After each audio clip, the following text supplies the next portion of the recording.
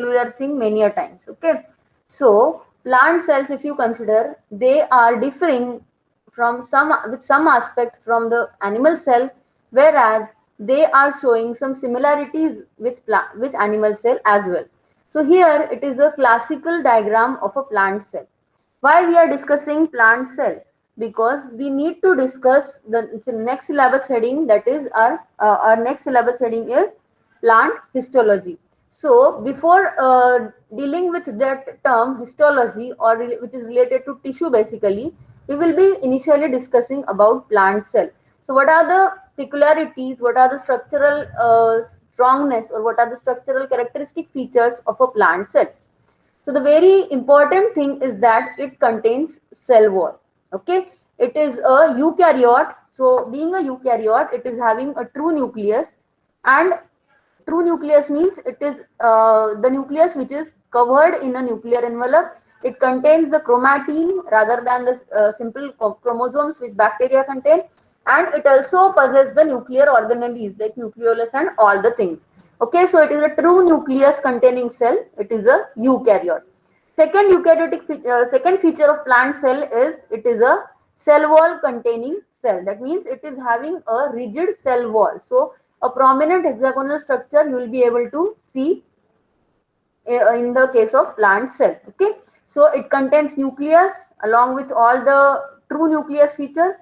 Then there is a central vacuole which is present. So this is also another characteristic feature of a plant cell, that it contains a central vacuole. Okay, so along with the cell wall and central vacuoles, the third very important feature is the presence of chloroplast.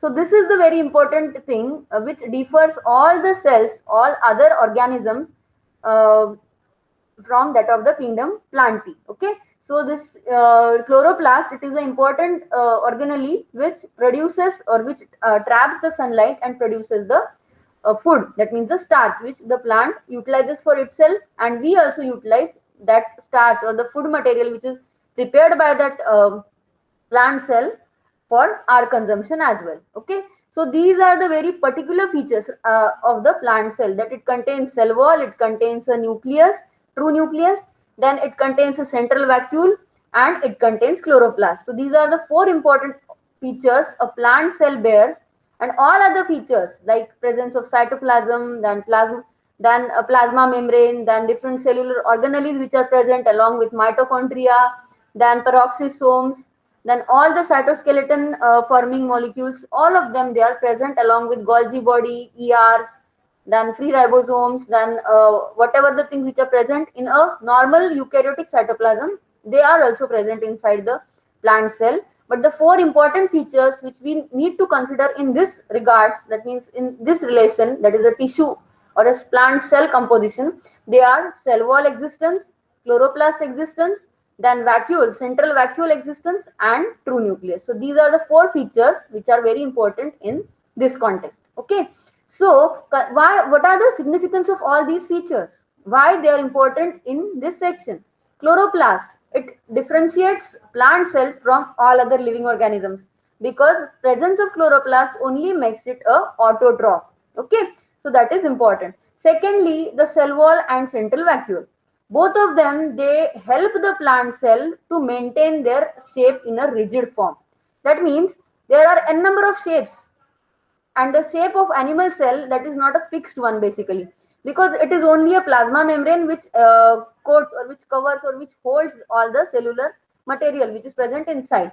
But in case of plant cell, what is the important thing is that it contains a cell wall. So externally it is a bound structure, you will be able to see over here, and internally also the pressure it is maintained with the help of central vacuole. So it is a rigid cell structure you will be observing inside this context. Then it is a eukaryote, that is also an important feature. So these are the important features which we need to consider. And another organelle which we need to consider is plasmodesmata. So it is nothing but the way where it is the internal communication system part.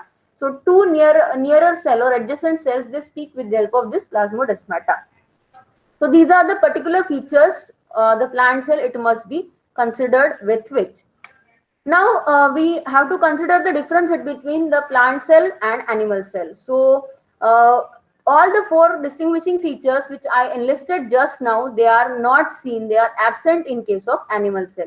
And that's why only the plant cells differ from animal cells in the context, that these chloroplasts, then cell walls, then central huge vacuole. There is also a small vacuole which may be present inside this animal cell, but no doubt the size and shape of the vacuole which is present in the plant cell, that is a considerable one. Okay, so it is a huge one. Not always it is a central vacuole, it may be a lateral or it may be an adjacent vacuole also, but the central vacuole that is being considered, or the vacuole, presence of vacuole in a huge dimension, that is a very important feature of plant cell. Whereas centrioles, these are the structures which plant cell lack. Okay, so that is a major difference in between the plant cell and animal cell. You may draw the diagram in a simpler manner in your notebook as an assignment for today's lecture. You have to draw the diagram of plant cell. Okay.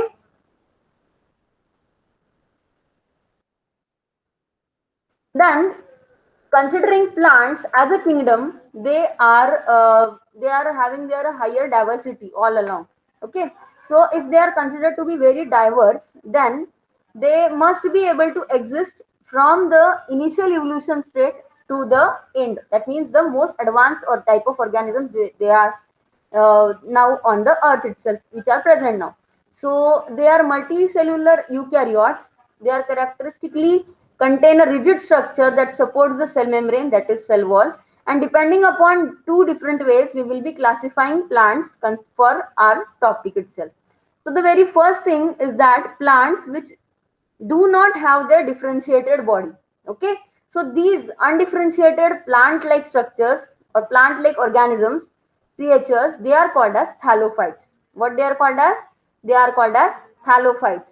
Then, if someone is not having an organized structure, evolution offers some changes, and then the someone is having organized structure. So the other category, it is having the differentiated plant body. That means it is a differentiated one. So these differentiated plants, or the plants which are having the completely differentiated body, they are again divided into two categories. Like first one is the vascular presence, or the vascular tissue it is present. Vascular tissue is what? It is nothing but the tissue which allow that internal transportation of anything inside that plant. So presence and absence of this vascular tissue again divides all the differentiated body differentiated plants into two categories. First is the one with the vascularization, and other is without vascularization. So the one which are having some differentiated structure but they are not vascular, they are considered to be bryophytes. Whereas the plants which are having a complete vascular system developed, they are the other class. Okay, so there are two different classes which are having this completely organized or initiated with the vascularization structure. So the plants which are not having the seeds, though they are vascular but they are not producing the seeds, they are called as pteridophytes or pteridophyta. The class, that the group is called as pteridophyta. Whereas the other section that is considered to be the vascular tissue containing plants, but they are bearing the seeds, they are considered as phanerogams. Okay, so pteridophytes, they are not having the seeds. The other category, they are having the seeds. The category which bear the seeds, again it is divided into two ways. If the seed is naked, then that is considered as gymnosperms. If the seed is closed, then that is called as angiosperms. Okay, so these are the two ways you will be able to differentiate the seed bearing plants. Okay, so the angiosperms, that is the seed bearing plant which are having the coated seeds, the seed itself, it is coated in a complete membrane, it is a closed seed, it is not a naked seed. Then this angiosperms, they are again subdivided into two groups. That means the first, which is having the single or one cotyledon, that is called as monocotyledon, monocot, and the other category, it is having two cotyledons, so that is called as dicot. So this is the way how you will be able to differentiate the plants in the contest. Here it is the classification, it is again given in another format, that plants, they bear the seeds or they don't bear the seeds. So if they are not bearing the seeds, the example you can consider it is of algae and mosses. If they are bearing the seeds, the example you will be able to get it as the uh, sunflower, it is being shown over here, coconut, that is also being shown over here. So these are the ways you will be able to differentiate the plants all along. Now we will be dealing with the next part, that is the histology. What do you mean by histology and why we need to study this topic in our lecture? We are dealing with each and every kingdom. Up till now we have dealt with the first kingdom, that is bacteria. Then we have shifted towards the another kingdom, that is plants. Okay, so being a unicellular, all the functions they are being carried out in a single cell in case of bacteria, but plants they are multicellular. Okay, so just now right now we have discussed about the plant cell. Okay, so this plant cell, though it is a complete cell, but it cannot perform all the function a adult plant or a mature plant which is exist. Okay, so there are different type of cells which perform different type of functions. So a group of cell which perform similar type of function or which work together to get a function or get a work done, that is nothing but a tissue. So since we need to deal with this tissue structure, because plants they are multicellular, it is very important that you have to consider the plant in terms of a tissue, because they are multicellular, whereas bacteria, the things which we have studied, we have discussed in the few previous lectures, they are the prokaryotes. So they are unicellular, but the plants they are multicellular. So they are present in the form of organized structures. They are more complex, and this complexity it is determined in terms of a tissue. Tissue is a group of similar or some cells which work together to perform a certain function. So the study of this tissue is nothing but histology.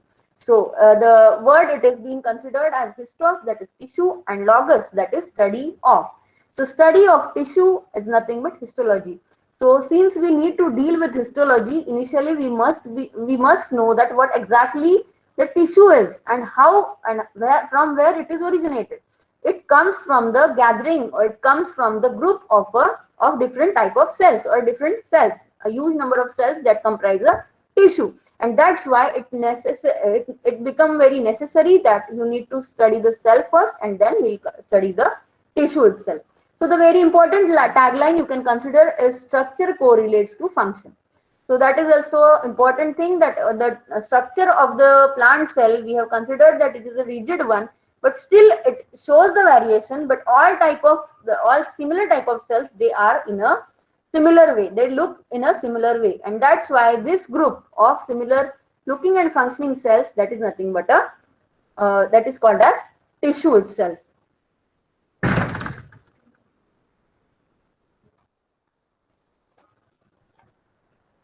So we will be dealing with history of tissue. Tissue is derived from the French word tissue, which means weave or texture. So different cells, they are placed all together, they are attached to each other and they form a tissue.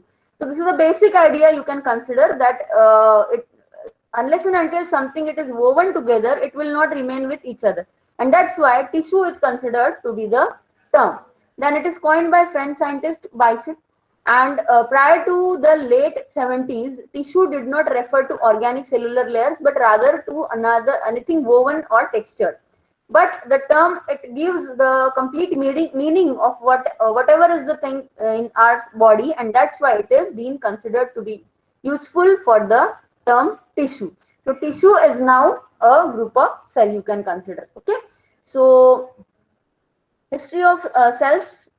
In this typical thing, you need to again consider the Robert Hooke, the scientist Robert Hooke in 1670. So he initially gives this type of work, which initiates that the idea that yes, all the structures, all the organisms, all the things which are present and which are originated from the biological section, they are comprised of tiny chambers. So these tiny chambers, in Latin he gives the name as cilia. Okay, so and afterwards it has been found that the group of cells which are being considered, they work together, they look alike, and that's why it is being considered to be a specific tissue.